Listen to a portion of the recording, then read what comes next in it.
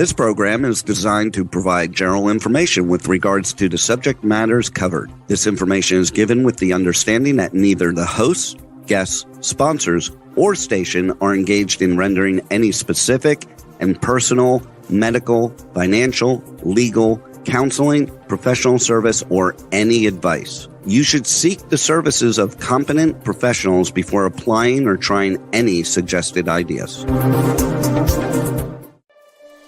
Magazine publisher and entrepreneur Judith Mancini is sharing captivating conversations with experts in their field about the latest trend in our ever-changing world to help you become healthy, wealthy, and wise. Judith Mancini Today will spark your interest and inspire you to lead your best life ever. And now, here's Judith. Judith Mancini Today is sponsored by Basic Brands, Inc., providing the highest quality specialty products in the natural food industry. Visit basicbrandsinc.com and enter JMT15, that's 15, for your 15% discount on your first order, including their best-selling vitamin E ointment, which helps restore moisture and elasticity to your skin. Hey, everybody. I cannot believe the interest that has been shown for our show today. Well, all I did was put up there artificial intelligence, and I had such a great response. So I'm excited to get to that. So I'm abbreviating our news section today. So I'm going to rush through that so we can get to our really special guest. Our news is just one woman's view, and I really want you to check both sides of the question on your own favorite news sites. That means if you're a Fox fan, go over to CNN, and if you're a CNN fan, go over to Fox. Those are the two biggest out there on the internet. So choose whatever you want, but look at both sides of the opinions. Today, if you missed it early this morning on the East Coast, it was about, 9 o'clock, something like that on the East Coast. SpaceX succeeded in lifting off the most powerful and largest rocket ship ever done. Unfortunately, it flew for about 2.5 minutes, and it didn't discharge the main portion of it like it was supposed to, and it eventually blew up. But it is the biggest. This is not the end of SpaceX by far, nor is it the end of this rocket ship and having people go into outer space. This was designed, it's been the largest, the heaviest to go up into the air. And it fell into the Gulf of Mexico it fell into the Pacific Ocean instead of the Gulf of Mexico like it was supposed to after it broke up. But it is designed to carry 100 people or tons of equipment that needs to be dropped off at space stations. So congratulations, Elon, for at least getting it to lift off and do that. And I know you're going to be working on this, and I don't think it will take too much longer to get one that's going to be totally successful. Now, what is happening in Congress today is they're looking at a transgender sports bill, barring transgender men transgendering into women to participate in women's sports. And it blocks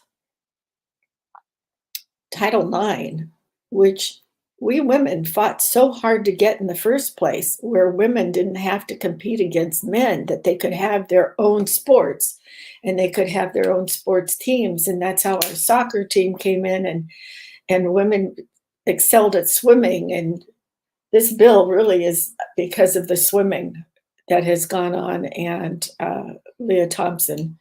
So I want you to look at both sides of that too. Remember, children are too young to decide what they want to be in the rest of their life. And there are already children that have been convinced the best thing to do is transgender. But I think they should at least wait until they're 18, till they know all sorts of things rather than just somebody saying, you are a tomboy and you should transgender. So that's my opinion. I want you again to look at both sides of it. I just wonder why that all these women who competed as women in prior years in tennis and uh, in swimming and gymnastics and all aren't standing up to say that transgender men should not participate in the same. That's opening the door to transgender people competing in the Olympics and other world events. It's a very difficult situation. I am not against people who really are clear in their mind at 18 transgendering physically. So I will tell you, there's one person that I admire who has done this, and that is Bruce Jenner, who is now, oh gosh, I can't think of his name right now, her name, sorry. But Bruce, the former Bruce Jenner, stands up for transgender rights and the rights of people should make the decision when they're a little older. And I have to agree with him. Okay, so let's move on from that. And the other thing that's going on is Secretary of Homeland Defense, Secretary Mayorkas, has been being grilled by the committee all week, and he still stands firm that our border is firm and secure. Now, how could that be when there have been over 5 million people that have walked into our country from many nations, not just Mexico? We're not talking about just people coming from Mexico. We're talking about coming from all sorts of countries, even Asia now. So the other thing is there have been 1.3 million gotaways, which means they just run across the border and the Border Patrol can't catch them. And when they have finally caught them or stopped them from coming through, they've found all sorts of terrorists and criminals, and some of them are murderers and some of them are rapists. Now, there are many good people who want to come into our country. I just want them to come the correct way so that we can take them in a separate way than the criminals and the people that are not obeying our laws. I think, in my opinion, Mayorkas has to go. We need a new Homeland Security. I can't stand the thought that he keeps telling everybody that he has done such a great job, better than the last administration, when actually the last administration didn't see anything like this, and they built the wall, and the wall needs to be continued. So that, again, is my opinion. Get on your news sites and check it out and tell us what's going to go on. So I want you to call your congressman and give them your idea of what should happen with Mayorkas. And another thing is, if he is impeached from his position and refuses to resign, he will be the first secretary in the cabinet to ever have been impeached since 1876. So I wouldn't think he would want to make history like that, and I urge him to resign. But as I always say, make up your own mind and check out your favorite news site and the opposing view. Okay, so I'm so excited today because we do have this fantastic show, and I want to give you a little bit of background on what artificial, better known as AI, is.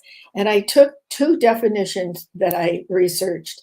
The first one is from Wikipedia, and I think both of them are good for lay terms so that you can understand it, as I do too. They call them lay terms, layman terms, meaning you're not professionals in the industry.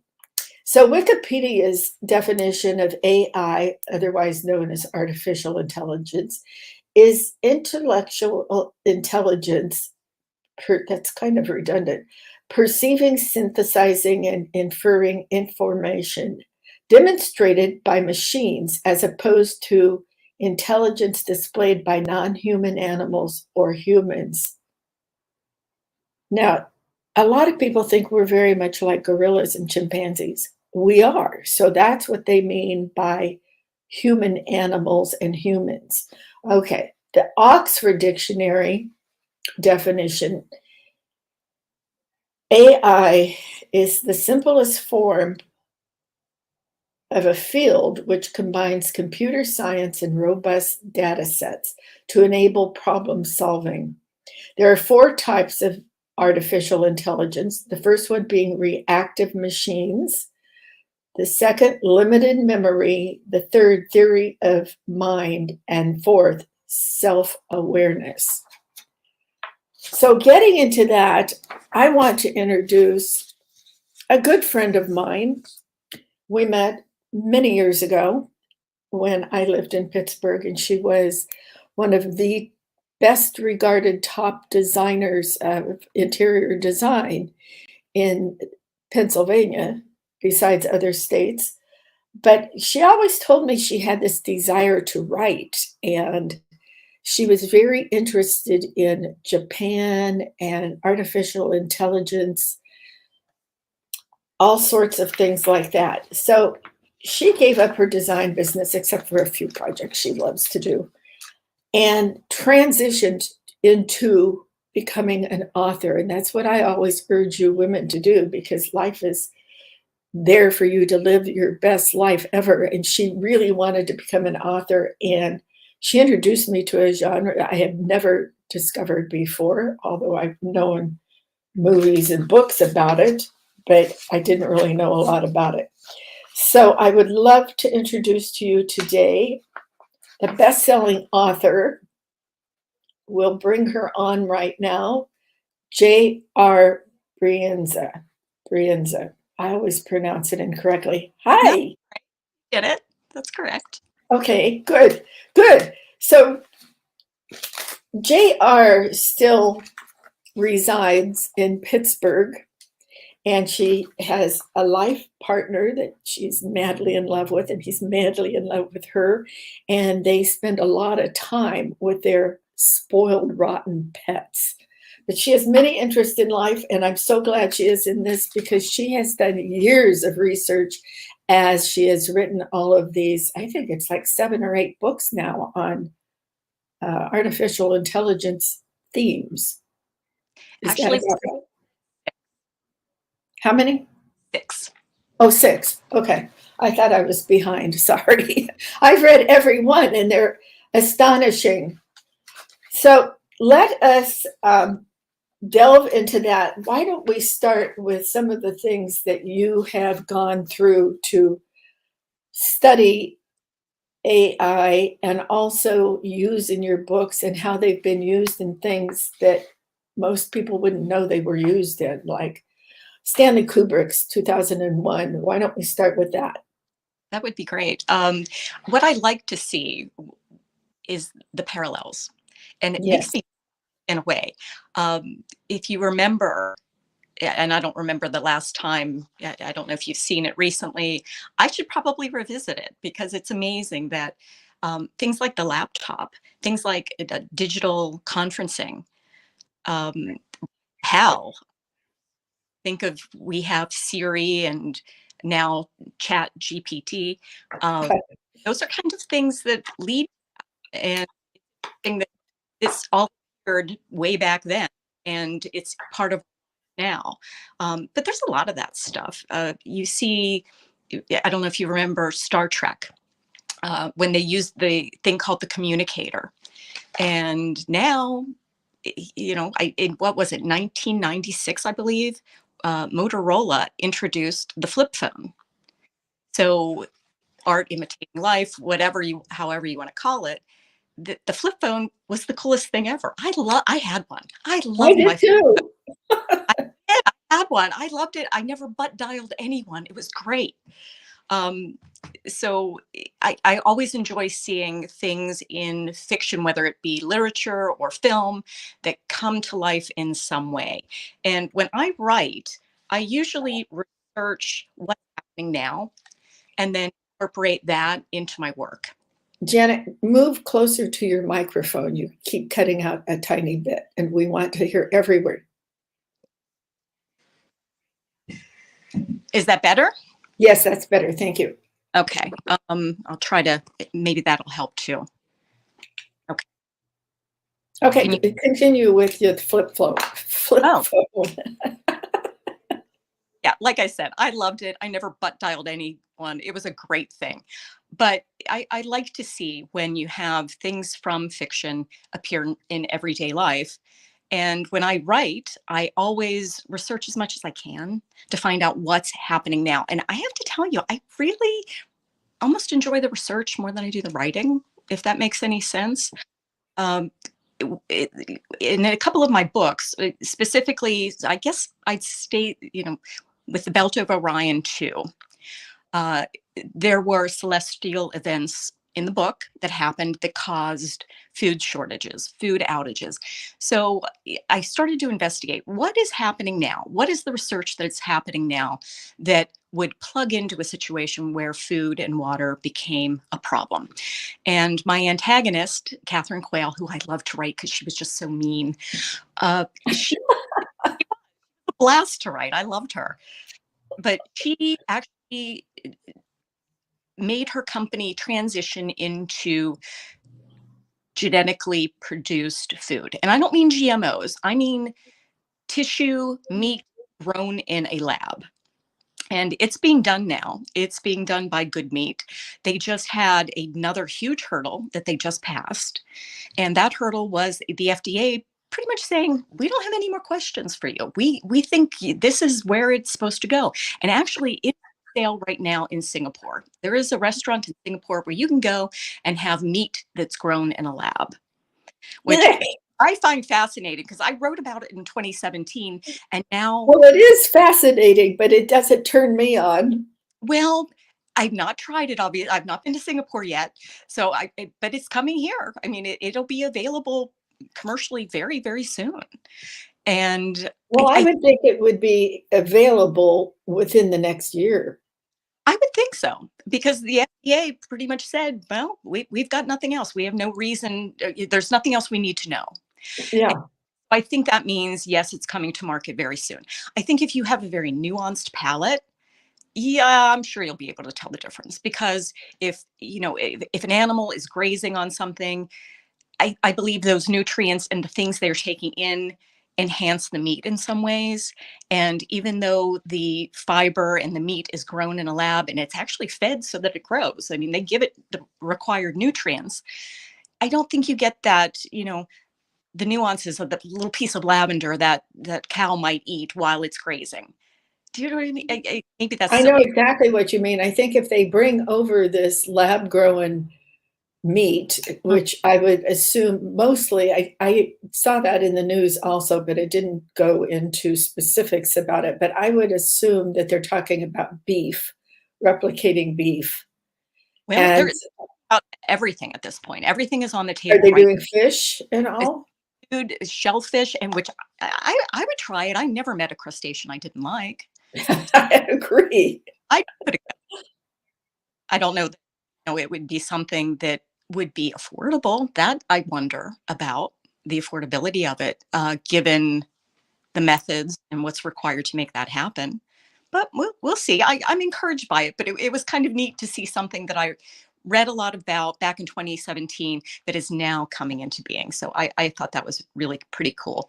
Another thing that I wrote about, also in the Belt of Orion 2, Ramirez reveals, because the food had become an issue, the powers that be, if you will, started to tattoo the palm of your hand. And it was your passport to get your food. Bad news. That's the wrong way to use AI, in my opinion. And I would never go to Panera Bread. Well, that's true. I saw, having written that back in what I think was published actually in 2018, although the research was primarily in 2017. When I read the Panera news, and for those of you that haven't read it, Panera wanted to implement a system whereas they would do a palm scan, and by that palm scan, you were able to access your customer loyalty program. Really? I don't need a bagel that badly. No.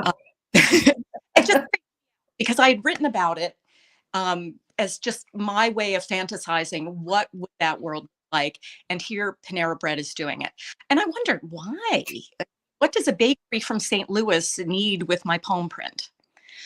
When I dug into it, that Panera Bread is actually owned by a giant conglomerate that is a private company by the second richest family in Germany.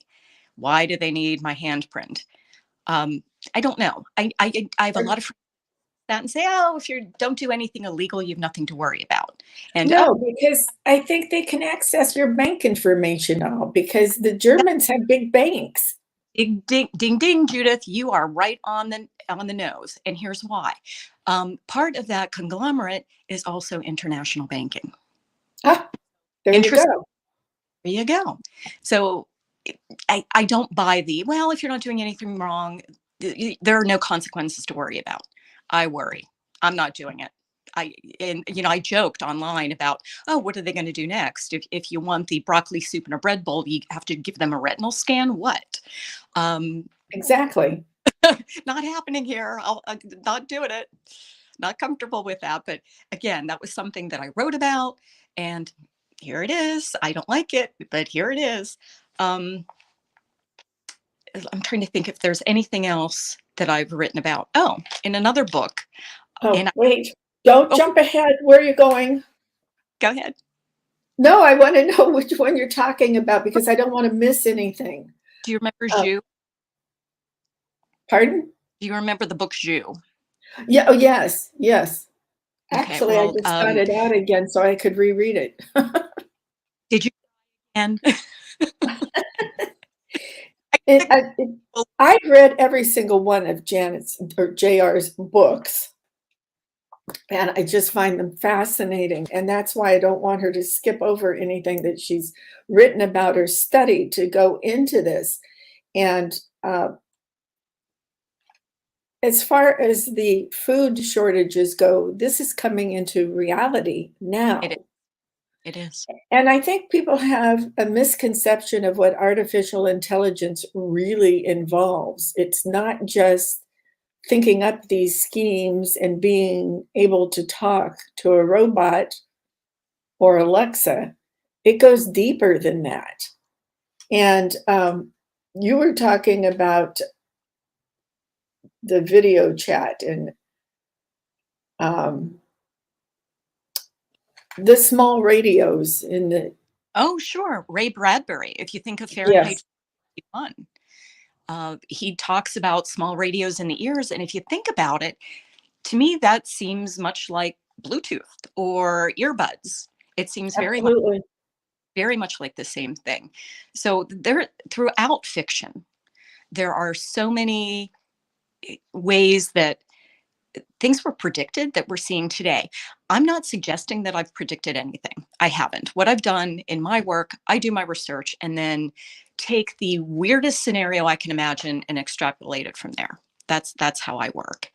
And just like, seeing things from iRobot, Asimov's iRobot, come into play now, I think, ooh. But you're familiar with Chat GPT, correct? Yes. But I don't think everybody understands what Chat GPT is. I'm not exactly sure I do either, but my experience personally is from the writing community. When it was first introduced, folks in the writing community had two reactions. The first reaction was, we're all doomed. Our careers are going to be in the crapper and forget it. We're never going to write again. Then there are in my opinion, really savvy, super successful group of writers that see this technology as an incredible opportunity. And you can ask it to tell you a story. And those folks in the writer's world would ask it, tell me a story. One writer that I know said, tell me a story about dinosaurs. And what came back was amazing in one way. It was amazing in that this AI, if that's what you want to call it, was able to generate a real story, a short story, but a story that had a beginning, a middle, and end, one that had a story arc. It actually was coherent. It made sense. So that part was amazing. The actual story itself, yeah, not so much. So, writer friends would ask it, and I personally wasn't impressed with the results. And the reason being that for me, none of the things I read had that emotional pull, that human concept, that thing that makes you want to cry, that thing that makes you laugh out loud. That everything I've read that my author friends would ask of Chat GPT, it didn't have that. It didn't have that component. However, I think it can be. I think it can learn that component by it. The technology, from what I'm told, it looks for patterns. And I think if it discovers the patterns of what tugs at the human heart, it will continue to get better and better. So we look at Chat GPT, excuse me, as something that is really great, but also something that it should be feared in one regard, because it's getting a little too close to replicating our brains and our emotions, as you're saying.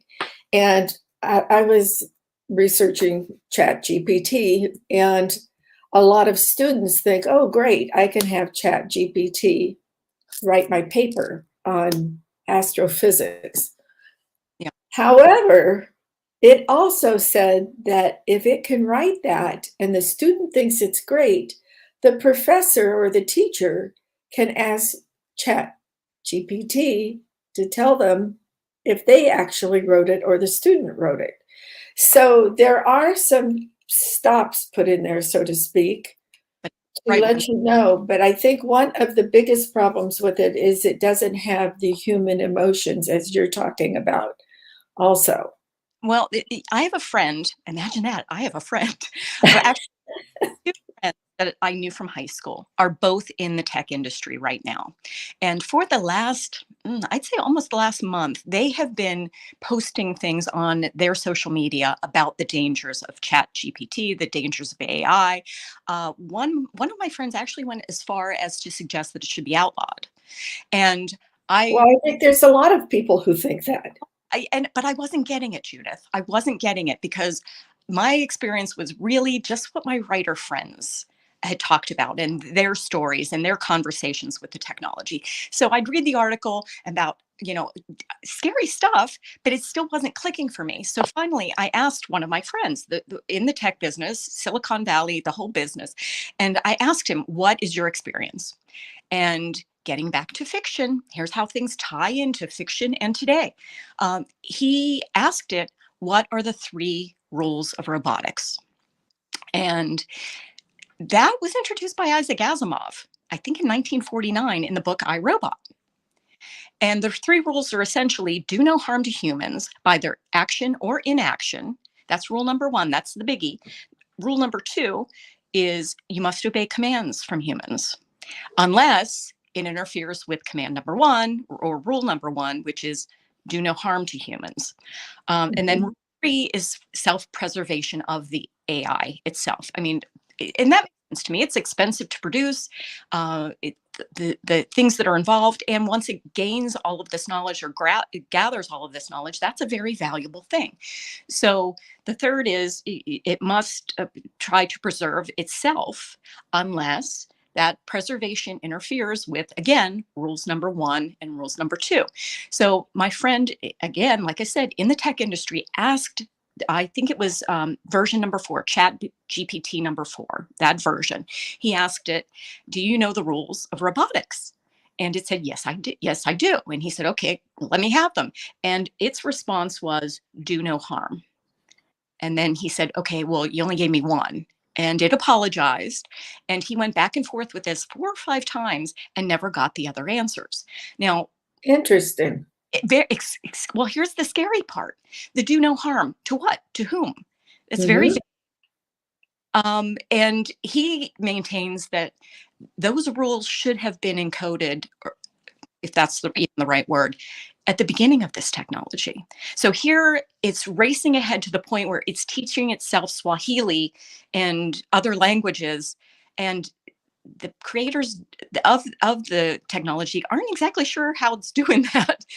So things are racing ahead, and it's not been programmed with, this very basic, very crucial rules. And so he was the only person who made me get it. I watched the Elon Musk interviews. Yeah, me too. Yes. it was interesting. He brought up lots of good points for good and for bad. And that was very interesting. But when my friend said, hey, listen, and he actually showed me a screenshot of his exchange with Chat GPT-4. And I get it that those protections, there may be a protection in place now against plagiarism. Yay. But we don't really know that. I mean, they're saying they're working on that, but do we really know about the plagiarism? A lot of people think that Chat GPT 3 or 4 or the first one, what have you, is the only one out there, but there are others, and I just want to mention their names. There's 5 that I pulled up. There's AlphaGo, which is owned by Google Deep something, and Watson, which is owned by IBM, Sophia, Handsome Robotics, and Tesla Autopilot, which of course is owned by Tesla Inc. And people don't think of these companies doing AI. It's much more widespread than people think. And that to me is frightening, because I don't think these 5 are the only ones that are out there. And what are they working on? Elon Musk comes out and tells you what he's working on in Chat GPT, but what about the other ones? He seems to be very well connected with all of them. Is he sharing everything with us that's going on, or is he not? He's not infallible, as we saw today on the SpaceX launch, but good for him, because he's working on something like that, and good for him that he's working on Chat GPT. And quite frankly, I would rather go with Chat GPT than one of these other ones that I know nothing about, that don't come around or give any publicity spiels about what they're working on with this. Yeah. It's hard to say. I personally am, especially after what my friend told me, I'm not going to download it. I'm not going to use it. I'm not right now. Well, I thought I'd test it with this show and write something and try to post it on Facebook. However, I'm a little afraid that just by doing one post, they might find out more about me than I care for them to know. Well, that gets back to why I don't want to do it. I've had 2 experiences very recently with AI in my own home. I had a conversation with Jeff. My remote went, my remote wasn't working. I changed the batteries. The stupid thing still wasn't working. I told him, you know what? The remote's gone. The very next morning, I had spam in my email advertising for universal remotes. This was a conversation I had in my own living room just the night before. What's so frightening about it? Creepy. And I thought, okay, coincidence, perhaps.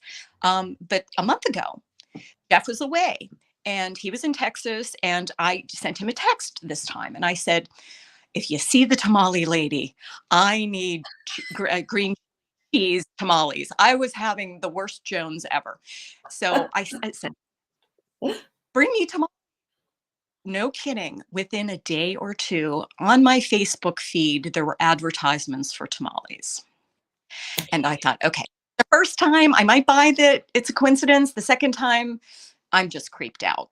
So, well, let me tell you my experience. Alexa.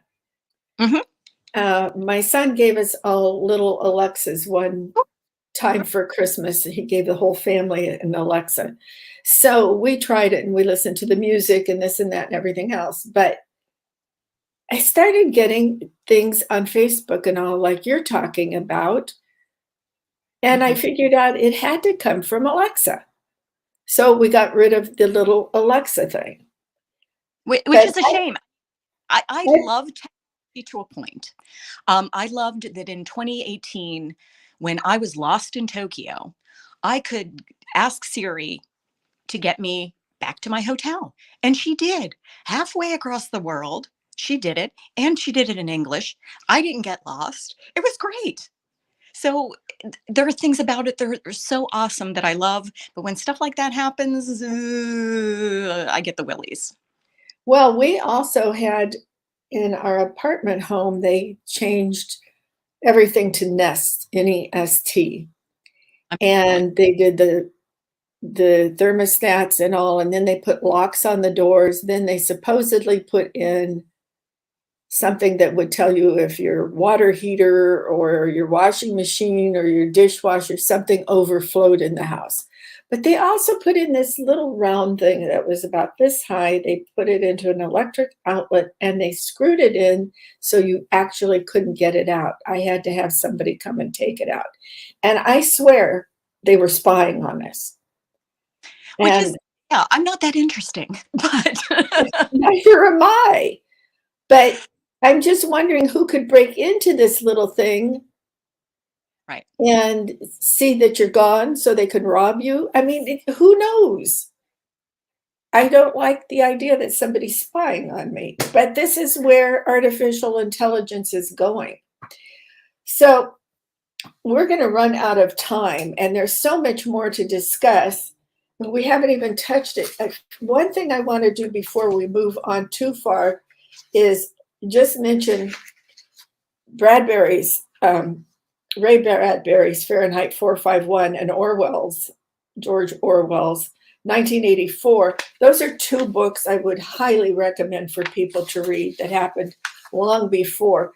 But I want you to take take a moment to tell them every one of your books that you have published that are available on Amazon. I've read every single one of them. Now I'm talking about the ones with AI and all, because Janet also has other books, and she's actually going to be coming out with another one soon, but a different genre. She is a best-selling author. So could you just go back to your beginning and talk about each of the books you have? And remember, you can get these books on Amazon, and I urge you to do so, but start at the beginning, because some of them follow each other. They're not all sequels, right, but you should read them in order. right. Well, the first book, Nibiru Rising, and that is the setup for, like I said, changes in the environment, changes that aren't necessarily good, and that leads into the Belt of Orion 2. Ramirez reveals, when we really get into climactic changes, food shortages, that sort of thing. And the things I've written about, like I said, are kind of playing out now because, of the research I did those few years back about what was currently happening in regard to genetically modified food. Water that can be stored in a glob instead of an actual plastic container. So those are things I wrote about in the Belt of Orion too. I also wrote things that were pretty much genetic engineering, if you will, in the book Zhu. The book Zhu is about a man who is extremely wealthy, but his daughter is painfully ill.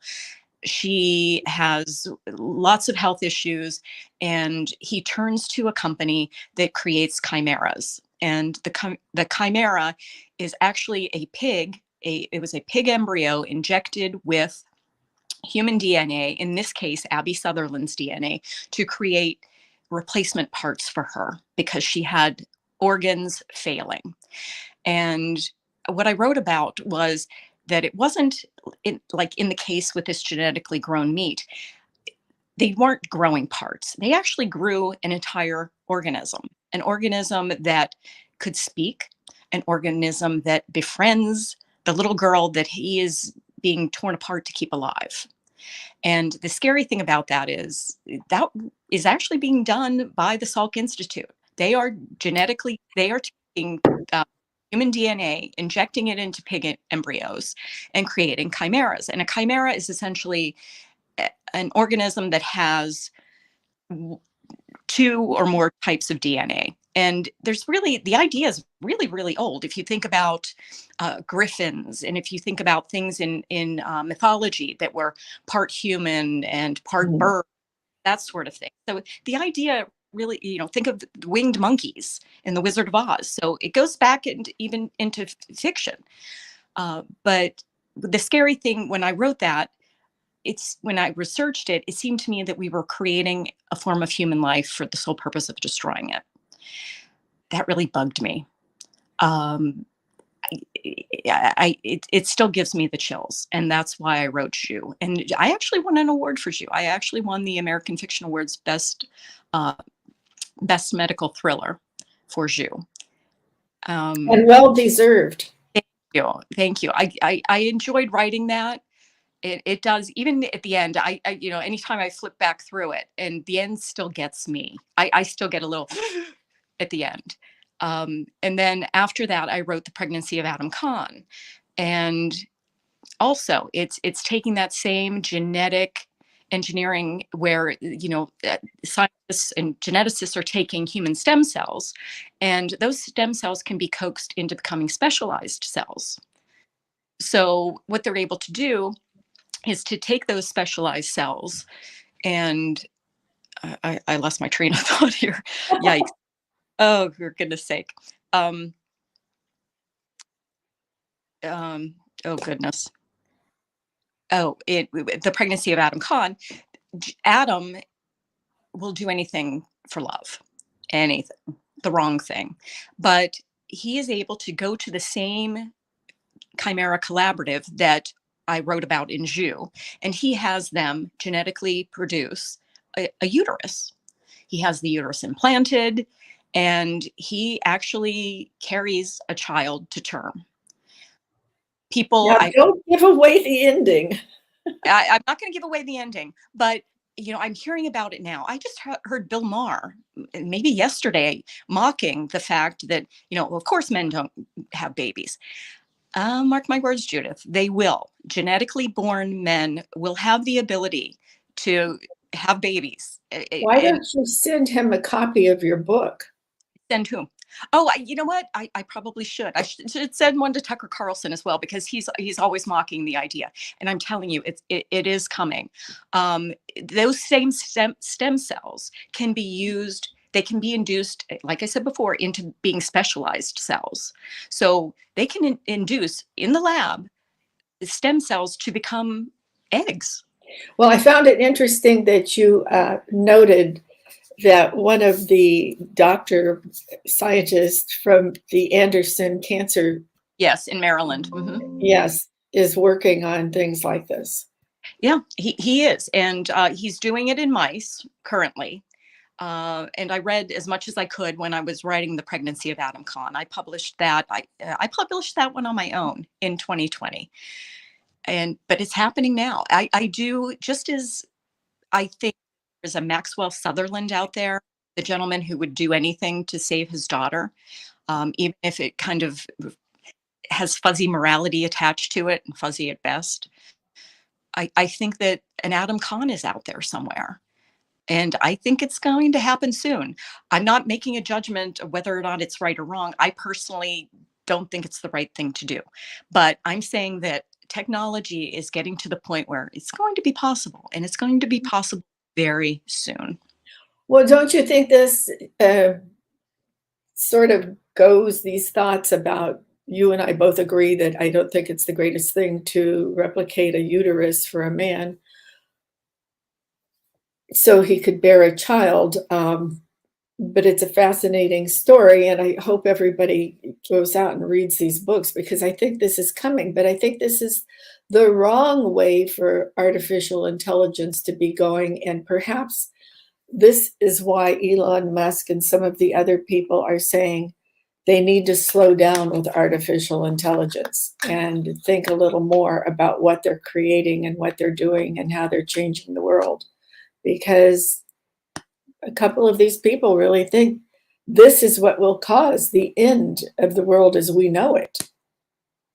Well, getting back to my friend in the tech industry and his estimation of the whole situation, he said, this is a product of people. And Oops. We just lost. There you go. You were lost there for a minute. Sorry about that. Like I said, great tech day. But he said that, this is a product of people, and people are fallible. We like to think that we will do what's best for the greater good. I think that's what we want to do. More often than not, we don't. So things are, going at breakneck speed with a lot of different technologies, AI, genetic engineering. And I think our moral compass is sometimes lost in all of the tremendous gains we're making. And it is scary.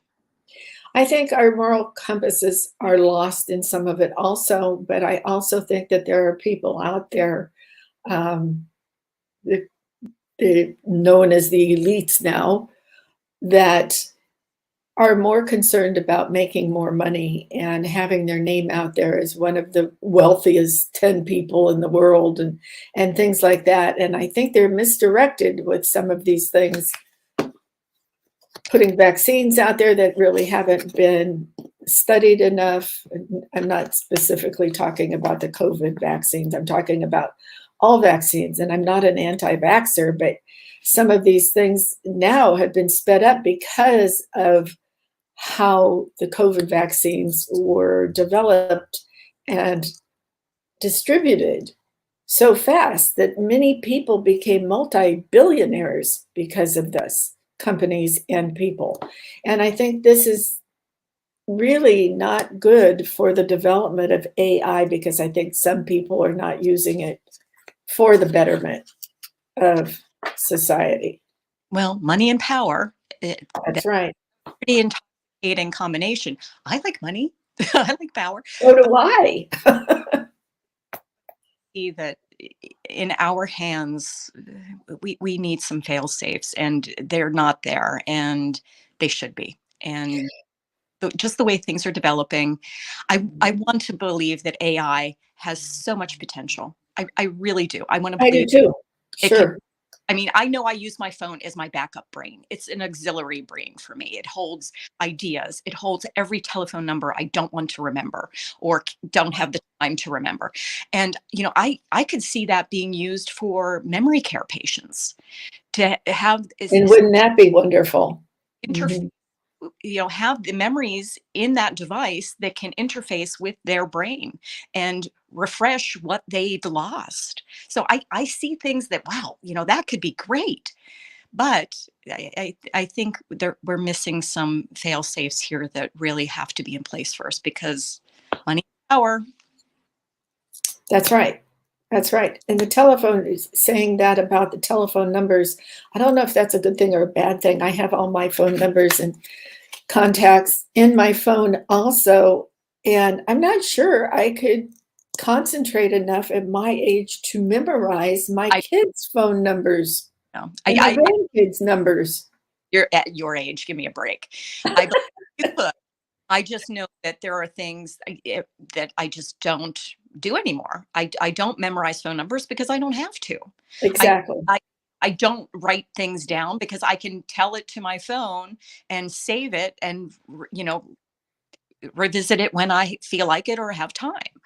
So it's an auxiliary brain for me. And I think for Alzheimer's patients, memory care patients, I think, wow, what if it was their auxiliary brain?